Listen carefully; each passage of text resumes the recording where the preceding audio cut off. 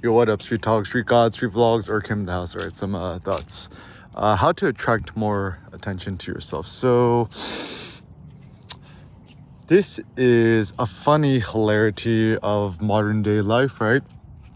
So, if you have an Instagram, a Twitter, Facebook, YouTube, TikTok, Pocket, whatever, right? Use an academic.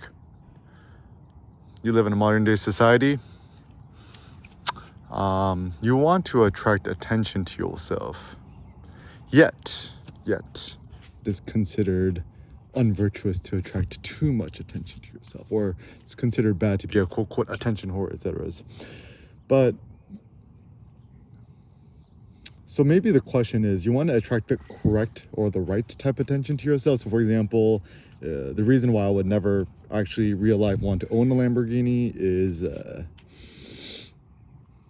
people is more interested in your car than you, and also it attracts too much attention from cops, right? Like, can you imagine it's like all these cops trying to tail you and stuff like that? It's so annoying, right? It's like, actually, do you know what a real man drives?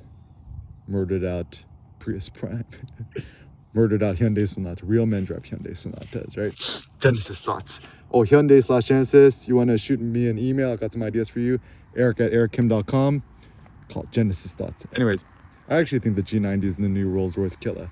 Let's go KDM, Korean domestic market. KDM's the future. All right. Anyways, so so first and foremost, it's kind of like an ethical thing. Is that you got to retrain your ethics to think it is not a vice. It is actually a virtue to try to attract more attention to yourself. And like our best friend Kanye West says, it's like, I'm not afraid that they're gonna say something. I'm not afraid that they say nothing. So, in today's world of media, the cosmopolitanism, the internet, the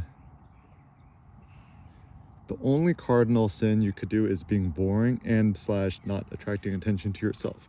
So, and actually, this is something interesting I found just philosophically is. It's better to attract unwanted attention and also to attract confrontation or negative emotions or negative tensions with people, whatever is with friends, frenemies, everyone in between. And actually, the funny thing is I almost like the minor scuffles or the annoyances or the,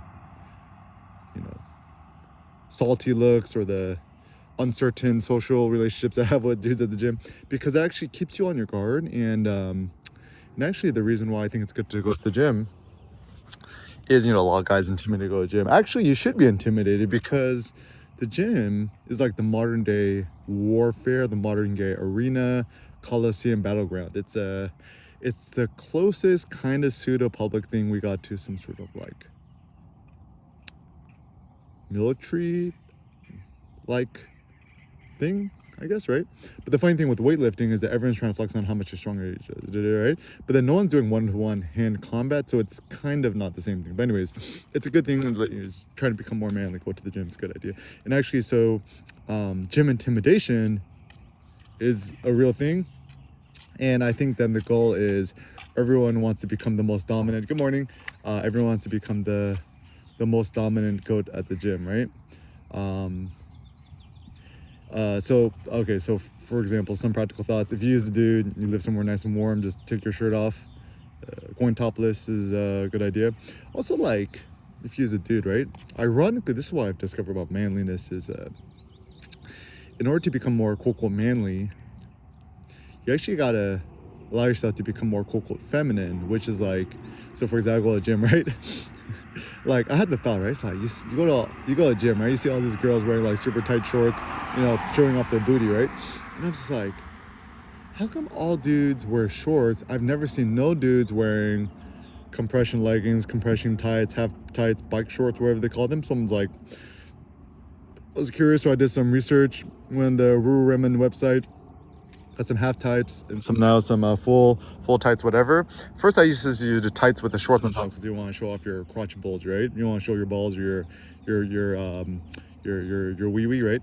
But actually, but then that's also a weird double standard because women wear form-fitting clothes now and they show off their their chest. Like, guys can't show their crotch bulge, right? So like, and actually, the funny thing is actually the modern day man, no matter how masculine they are, right? Everyone is quite insecure. Like, I've never met a self-confident man. Maybe myself, but that's pretty much it. But anyways, so yeah, wear compression clothing. Also, my thought is, good morning. The whole notion of quote unquote gender bending is a quite interesting notion. Like, when I was in high school, college, the whole notion was quote unquote metrosexual. Dude wearing tight-fitting clothes, wearing a man bag, whatever, right?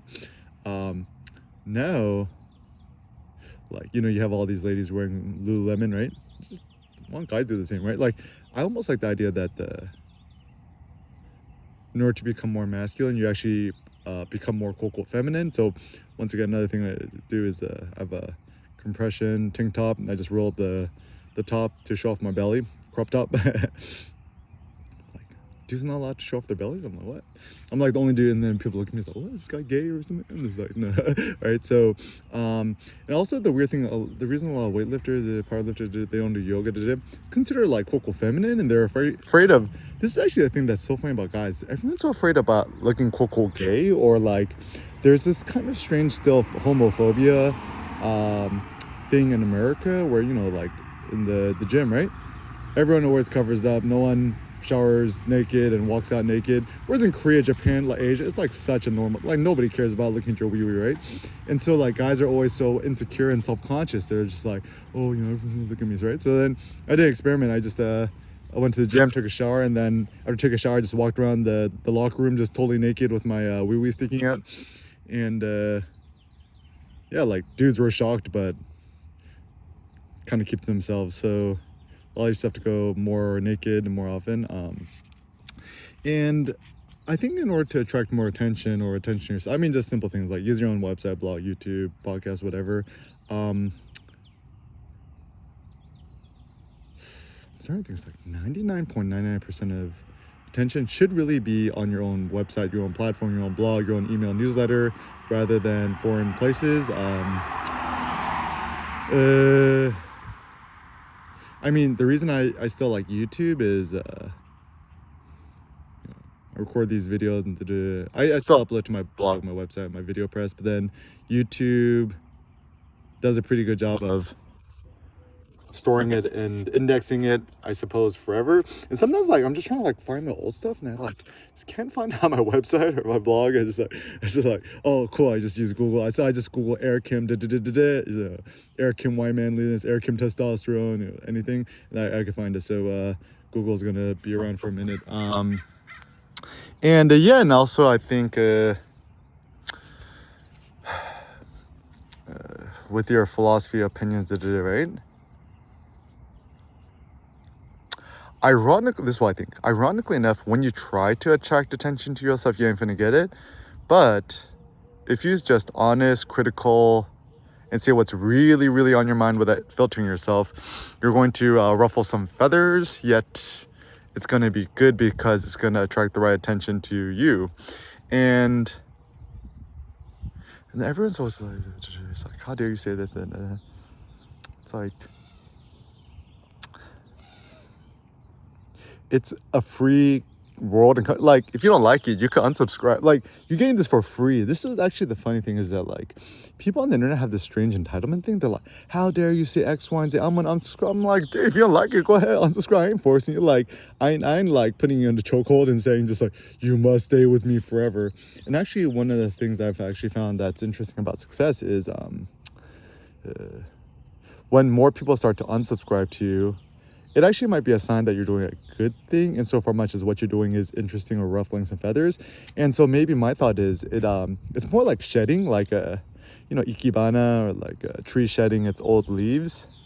Because like, for example, what's better, to have 300 Spartans or like a million Persian slave mercenaries, right? You want the 300 Spartan, right? So like, even I was thinking about like email newsletter followers, like all you need is 300. Right, I would choose 300 Spartan hoplites, watching me 300 over a million, 100 million, a billion, a trillion,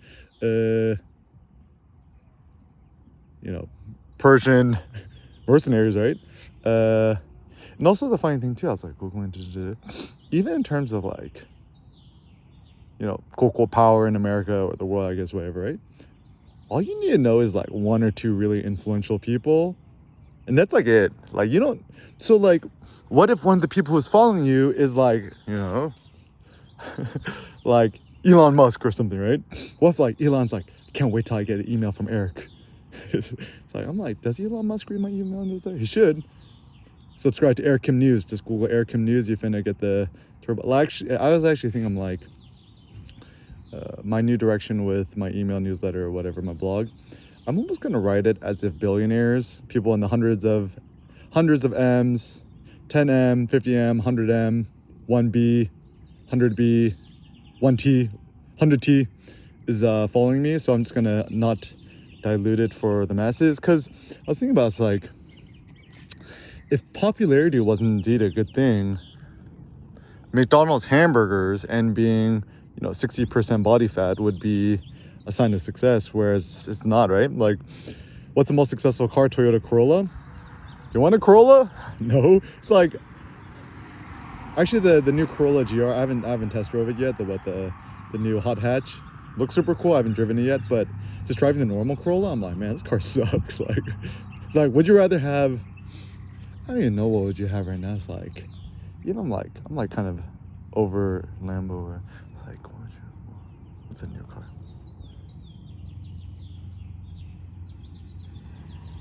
I mean, objectively speaking, the best car is the Tesla Model S Plaid because the fastest is the best.